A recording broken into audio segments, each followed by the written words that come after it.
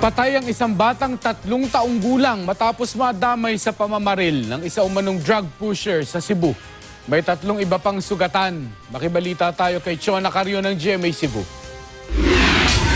Nananawagan ang pamilya Mabala sa kung sino man ang may alam sa kinaroroonan ng 34 na taong gulang na si Jasmar Gaviola. Si Gaviola ang itinuturong responsable sa pagkamatay ng 3 taong gulang na si Kate Juliana Mabala na nabaril sa kanang bahagi ng dibdib.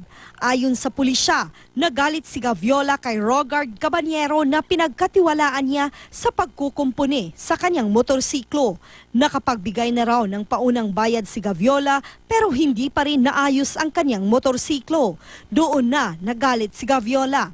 Tumakbo naman si Cabanyero sa internet cafe sa Barangay Tangke, Talisay City.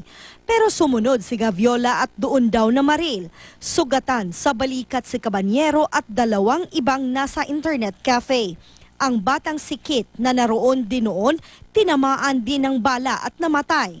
Narato na mami, moto, nangatumba na lami diri niya. Wala mo kabantay nga na bata diha. Tanan mo ko ni indicate. Hindi, ako tatasudin din. Ako po naman to. Din ako man to giano din.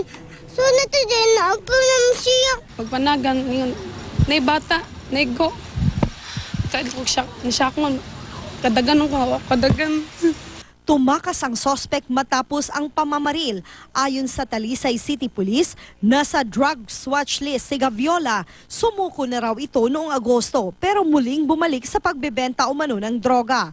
Gibaybas din siya ma'am pag September. Pero nakaipsot din siya, ang sawa mo ninakpan. Patuloy ang pagtugis sa sospek.